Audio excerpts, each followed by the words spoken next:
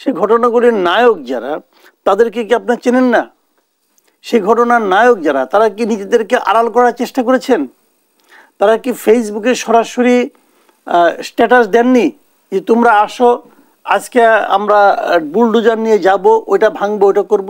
দেয়নি। ঘটনা তো এগুলো ছাড়া এই সারা দেশে অনেকগুলো বাড়িঘর ভাঙা হয়েছে।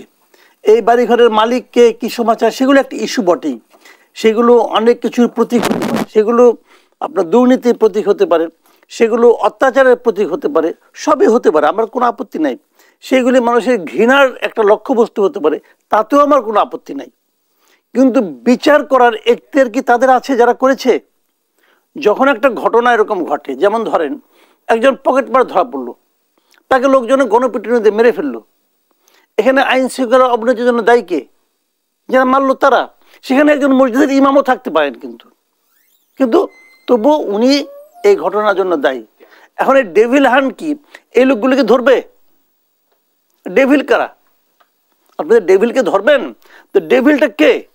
বর্তমানে এই পরিস্থিতিতে আমি যদি আইন শৃঙ্খলা রক্ষাকারীর বাহিনীর নির্লিপ্ততার কথা বলে তাদেরকে দায়ী করি, তোমরা নড়ছো না কেন, তোমরা ধরছো না কেন, তোমরা মারছো না কেন, যদি বলি আমরা, তোরা কাদেরকে ধরতে বলবো, কাদেরকে মারতে বলবো? কাদেরকে? তারা কারা? এই লোকগুলিকে অচেনা কেউ? আমরা চিনছি না? হাদি নামে একটা ভদ্রলোক, সে ঢাকা ইউনিভার্সিটি স্টুডেন্ট কিনা যায় না, সে তো ফেসবুকে স্ট্যাটাস দিয়ে ছবি দিয়ে বলছে, সে তো ইউটিউবে ভিডিও করেছে তোমরা আসো কালকে। তাকে ধরা হবে? তাকে ধরা সম্ভব? সম্ভব তো না রে ভাই। তাহলে আপনি আইন শৃঙ্খলা রক্ষার নামে আসলে কাকে ধরবেন? এ ধরনের ঘটনা কিন্তু আমরা আগেও দেখেছি, বিভিন্ন সরকার আমলে দেখেছি, কেবল আওয়ামী লীগ আমলে না, তারা কি যে বিএনপি আমল ছিল তারাও করেছে। তারাও কিন্তু আপনার ওই যে একটা করছিল ক্লিন হার্ট অপারেশন করছিল বোধ হয়, তো অনেকের হার্ট ক্লিন করে ফেলাইছে। তো এগুলো তো হচ্ছে রে ভাই এই সোসাইটিতে। আমরা ওরকম আরেকটা করছি, ডেভিল হান্ট করবে, দেখি কাদেরকে হান্ট করে, ধরে নিয়ে আসবে, বলবে যে পূর্ব ঘোষিত কর্মসূচি ছিল সরকারের পদক্ষেপ নিয়ে কিন্তু অনেকেই প্রশ্ন তুলছে যে গত কয়েকদিনে ভাঙচুরের ঘটনায় সরকারের ভূমিকা এবং আইন শৃঙ্খলা বাহিনীর নির্লিপ্ততা নিয়ে প্রশ্ন উঠছে। আপনি কিভাবে দেখছেন? আমি এটা খারাপভাবে দেখছি। খারাপভাবে দেখছি এই কারণে যে আইন শৃঙ্খলা বাহিনীর দায়িত্বটা কি?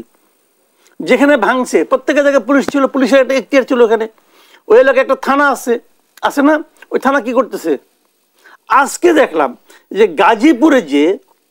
গাজীপুরে যে বৈষম্যবিরোধী ছাত্র আন্দোলনে কয়েকজন লোক মার খেয়েছে, এই অপরাধে এটা থামাতে পারলো না কেন? গাজীপুর থানার পুলিশকে বদলি করা হয়েছে।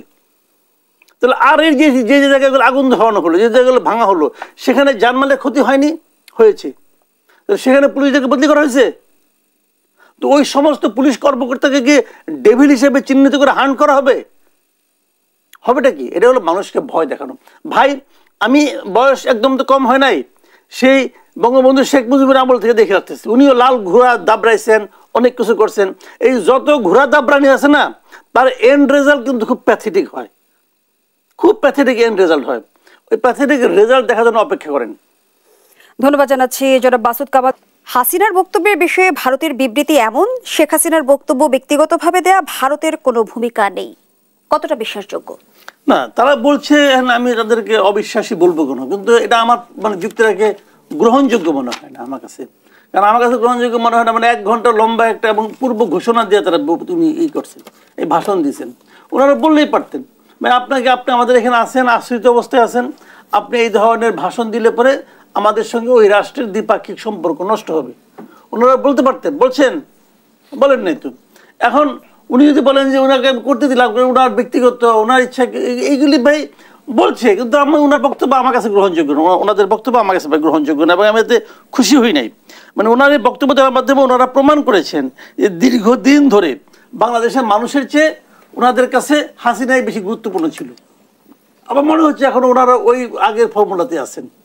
এটা আমাদের জন্য, এই দেশের মানুষ হিসেবে আমার জন্য পেইনফুল। কারণ আমি মনে করি এই যে যত গন্ডগোল হয়েছে, আমি এতক্ষণ ধরে বললাম যে গন্ডগোল যারা করছে, যারা পাকাইছে, যারা এর প্ল্যান করছে, অথবা যারা এর উস্কানি দিছে, সব কিছু বললাম। বিদেশ থেকে কে কী করছে, হাতুড়ি বাটাল নিয়ে কারে কারে যাইতে বলছে, যারা নিজেদেরকে বিকল্প জাতির পিতা হিসেবে ভাবতেও শুরু করছে নাকি শুনলাম কেউ। তো এটা ওদেরকে অনেক সমালোচনা করলাম, কিন্তু তারপরেও আমি বলবো, যদি হাসিনা ওই বক্তব্য যদি না দিত, অথবা বক্তব্য দেওয়ার ঘোষণা আগে ঘোষণা না করতো, তাহলে হয়তো এর অনেক কিছু হতো না।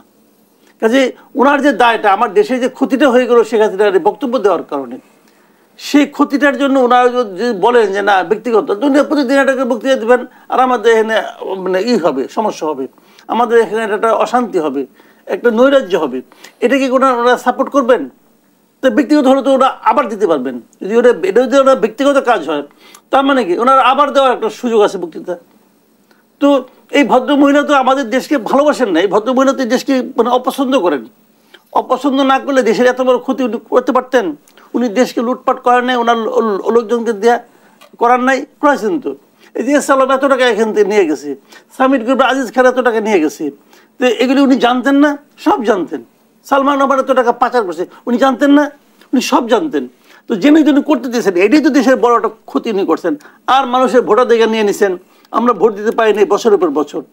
এই এত বড় অন্যায় যদি করেছেন, তার একটা সাজার ব্যবস্থা হওয়া উচিত আমি মনে করি। সেই সাজার আয়োজন আমরা করেছি, ওনারা বলতেছে যে উনি ব্যক্তিগতভাবে আমাদের দেশের মানুষকে উস্কাবেন, এটা ঠিক না। আমি ভারতের এই বক্তব্যটাকে আমার কাছে মনে হচ্ছে নিষ্ঠুর বক্তব্য। ধন্যবাদ জানাচ্ছি মাসুদ কামাল। মাসুদ কামাল, আওয়ামী লীগকে নিষিদ্ধ করার ব্যাপারে বর্তমান সরকার শিগগিরই পদক্ষেপ নেবে এমনটি জানিয়েছেন উপদেষ্টা আসিফ মাহমুদ। তিনি আরো বলেন যে এ বিষয়ে রাজনীতিতে ঐকমত্য তৈরি হচ্ছে। 6 মাস কেন লাগলো ঐকমত্য তৈরি হতে? উনি বলেছেন ঐকমত্য তৈরি হচ্ছে, কিন্তু আমি এখনো দেখি নাই তৈরি কতটুকু হয়েছে।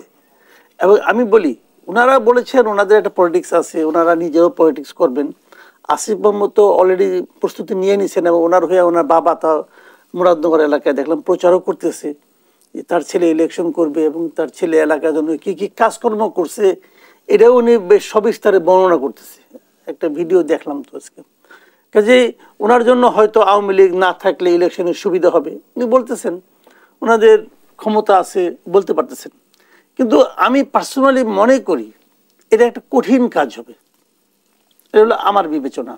নানাভাবে দেখেন, বাংলাদেশ তো একা একা চলবে না, একা একা চলবে না। বাংলাদেশটা সারা দুনিয়ার লোকজনকে নিয়ে চলতে হবে। আপনি খুব ভালো, হ্যাঁ উনি বলে যে না আমাদের সঙ্গে পাকিস্তানের সম্পর্ক খুব ভালো, আমরা পাকিস্তানের পদাঙ্ক অনুসরণ করব, পাকিস্তান ইমরান খানের দলকে নিষিদ্ধ করে দিছে, আমরা ওই ফর্মুলায় যাব, যেতে পারেন। পাকিস্তানের পরিণতিকে যদি ওনাদের খুব কাঙ্ক্ষিত পরিণতি মনে হয় যাবেন, অসুবিধা দেখে আছে, তার ফলও ওনার ভোগ করবেন। তবে কিন্তু এটা বলি পাকিস্তানের পাবলিক আর বাংলাদেশের পাবলিক ভাই এক না। বাংলাদেশ মানে অন্যরকম এটা দেশ একটা। এই দেশের মানুষ সম্পর্কে যারা নাকি দীর্ঘদিন রাজনীতি করে তারাও ভালো মতো বুঝতে পারে না, আর ওনারাও তো রাজনীতি শুরুই করে নাই। যা খুব ইজি মনে করছে, কারণ একটা পথ তো ইজিলি পেয়ে গেছে, এখন বাকিগুলো খুব ইজিলি পাবে বলে মনে করে। তো চলুক, দেখা যাক কি হয়। কিন্তু আমি মনে করি এটাও তো সহজ না। দেখেন, প্রধান উপদেষ্টা ডক্টর ইউনূস উনিও কিন্তু বলেছেন যে উনি আওয়ামী লীগের কে নিষিদ্ধ করার জন্য কাজ করছেন না, উনি এটা চাচ্ছেন না। উনি বলেছেন, বিএনপি দীর্ঘদিন ধরে বলছে, তাই না? আসিফ মাহমুদ সজীব ভুইয়া বলতেছে কাজ চলছে, ঐক্যমত্য তৈরি হচ্ছে। ঐক্যমত্য কার সঙ্গে হলে আমি জানি না। এখানে আমাদের একজন পলিটিশিয়ান আছেন, উনিও বলতে পারবেন ওনার সঙ্গে ঐক্যমত্য হয়েছে কিনা আমি জানি না, কিন্তু আমার জানা মতো কোনো ঐক্যমত্য হচ্ছে না। আর যদি পলিটিক্যাল পার্টিগুলো ঐক্যমত্য না হয় কেমনি করে করবেন?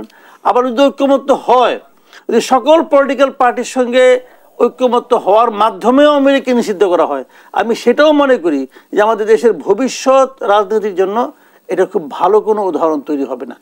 এর আগে সরকার কিংবা উপদেষ্টাদের পক্ষ থেকে অভিযোগ শুনেছে যে বিএনপির বিরোধিতার কারণে আওয়ামী লীগকে নিষিদ্ধ করা যাচ্ছে না। সাম্প্রতিক সময়ে বিএনপি নেতা সালাউদ্দিন আহমেদ যেমনটি বলেছে যে আওয়ামী লীগ নামে বাংলাদেশের রাজনীতি করতে পারবে না। কিন্তু আওয়ামী লীগকে নিষিদ্ধ করলেও কি আওয়ামী লীগের অনুপ্রবেশ অন্য দল আমরা ঠেকাতে পারবো, কিংবা আওয়ামী লীগ আমরা নিয়ন্ত্রণ করতে পারবো? অনুপ্রবেশ ঠেকাও না, আপনি এত টেনশন করতেছেন কেন? অনুপ্রবেশের প্রশ্ন না। আওয়ামী লীগের শুনেন, আওয়ামী লীগ সবচেয়ে খারাপ করছে কবে জানেন? ইলেকশনে সবচেয়ে খারাপ করছে কবে? যদি আমি সঠিক নির্বাচন ধরি, এই হলো 2001 সালে। 2001 সালে আওয়ামী লীগ মাত্র 300 আসনের মধ্যে 62 সম্ভবত তারা আসন পেয়েছিল। এই 62 আসন যখন তারা পেয়েছিল, তখন তারা ভোট পেয়েছিল 2,23,65,000। পরের টুকার মনে নাই, এই পর্যন্ত আমার মুখস্থ। 2,23,65,000 তারা ভোট পেয়েছিল আওয়ামী লীগ, যেবার তারা সবচেয়ে খারাপ করেছিল। তখন যা জনসংখ্যা ছিল 2001 সালে, এখন জনসংখ্যা আরো বেড়েছে। ধরলাম বেড়ে, এটা বাড়তো কিছু, ধরলাম সব বাদ দেন, আওয়ামী লীগের দুঃশাসনের কারণে, আওয়ামী লীগের 15 বছরের খারাপ করার কারণে ধরলাম এর 50% লোক কমে গেছে। 50% পালাই দিলাম ভাই। তারপরেও 1 কোটির উপরে লোক থাকে। তো 1 কোটি লোক আওয়ামী লীগকে পছন্দ করে, ভালোবাসে। এই 1 কোটি লোকের মধ্যে হয়তো মানে 99 লাখ লোক শেখ হাসিনাকে অপছন্দ করে, কিন্তু তারা আওয়ামী লীগকে পছন্দ করে। তো শেখ হাসিনাকে আপনি নিষিদ্ধ করতে পারেন, শেখ হাসিনাকে আপনি 20 বার ফাঁসি দেন না ভাই, আমার কোনো সমস্যা নাই। শেখ হাসিনা অপরাধ করলে শাস্তি হবে, আওয়ামী লীগের প্রত্যেকটা মন্ত্রীর অপরাধ আছে, সবাইকে ধরে একটা শাস্তি দেন, আমার কোনো আপত্তি নাই। জেলা কমিটির প্রত্যেকের লোকে শাস্তির মুখে আনেন, উপজেলা কমিটির মধ্যে নিয়ে আসেন, তাও আমার কোনো আপত্তি নাই। কিন্তু তারপরেও 1 কোটির চেয়ে বেশি লোক এদেশে আওয়ামী লীগকে পছন্দ করে, ভালোবাসে, তারা নৌকা মার্কায় ভোট দিতে চায়। ওই 1 কোটি লোক, 1 কোটি সংখ্যাটাকে ইগনোর করেন না।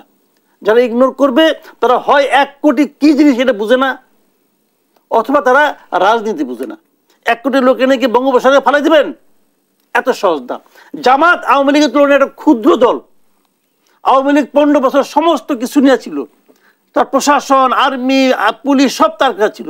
জামাতকে নিষিদ্ধ করতে 15 বছর লাগছে, তাও শেষ করতে পারে নাই। যখন শেষ দিন করছে 2 দিন এনজয় করতে পারে নাই। জামাত নিষিদ্ধ হয়েছে, বিএনপিকে কোনায় ঠেলতে ঠেলতে কোনায় নিয়ে গেছে, বিএনপি নিষিদ্ধ হয়েছে, বাদ দেন। 2009 সালে এসে তারা প্রথম নিষিদ্ধ করলো হিজবুত তাহরিরকে। হিজবুত তাহরির নিষিদ্ধ হয়েছে? নাই হিজবুত তাহরির। ওই যেদিন ওই 32 নম্বর বাড়ি ভাঙলো, ওর মাথার উপরে 1 লোক দেখলাম হিজবুত তাহরিরের ফ্ল্যাগ দিয়ে আড়ে আসছিল। হিজবুত তাহরির নিষিদ্ধ হয়েছে? নিষিদ্ধ করা যায় না। ধন্যবাদ জানাচ্ছি মাসুদ কামাল। মাসুদ কামাল, শেষ প্রশ্নটি আপনার কাছে রাখতে চাই। আজ 6টি সংস্কার কমিশনের পূর্ণাঙ্গ প্রতিবেদন প্রকাশ হলো। অন্যদিকে আবার নাহিদ ইসলাম বলেছে একসময় যে ঐক্য ছিল তা ক্ষীণ হয়ে গেছে, এই সংহতির অভাব সরকারের সংস্কার প্রচেষ্টার জন্য চ্যালেঞ্জ হয়ে দাঁড়িয়েছে। আমরা যদি 6 মাসের কর্মকাণ্ড বিবেচনা করি, সরকারের সংস্কারের পদক্ষেপকে কিভাবে বিবেচনায় নেবেন? দেখেন, নাহিদ ইসলামের যে আত্মোপলব্ধি, এই জন্য ওনাকে আমি সাধুবাদ জানাই। উনি বুঝতে পেরেছেন যে সেই আগের অবস্থায় নাই, তাই না? তাদের সংহতি ক্ষীণ হয়ে গেছে এবং সেটা বাধাগ্রস্ত হয়েছে। মাঝখানে আবার দেখলাম বললেন যে আগে ভেবেছিলাম শত্রু একটা, এখন 4 দিকে শত্রু। ওটাও একটা বড় আত্মোপলব্ধি। আমি ওনাকে রিকোয়েস্ট করব যে আত্মোপলব্ধি তো ভালো, কেন এটা হলো সেটা একবার ভাবুন। সেই ভাবনার কোনো প্রকাশ কিন্তু ওনার কথায় পাচ্ছি না। কেন 4 দিকে তার শত্রু দাঁড়ালো? কেন? শত্রু কি নতুন করে গজিয়েছে, নাকি আগের গুলি আছে, নাকি ওনারা ওনাদের কর্মকাণ্ডের মাধ্যমে, ওনাদের আচরণের মাধ্যমে শত্রু বাড়িয়েছেন, সংহতি কমিয়েছেন? এটা কিন্তু ওনাদেরকে ভাবতে হবে।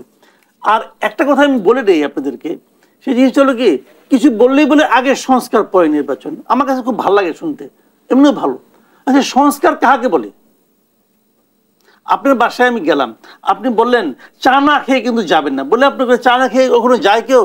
বলে আপনার 1 কাপটা আমাকে ধরাই দিলেন, আমি দেখলাম এর মধ্যে লবণগুলা পানি। এটা কি চা? এটা চা না রে ভাই, তো লবণগুলা পানি আপনি আমাকে দিয়েছেন। ওনারা সংস্কার নামে যে জিনিসটা আমাদের গেলাতে চাচ্ছেন, এটা কি সংস্কার? Is it reform?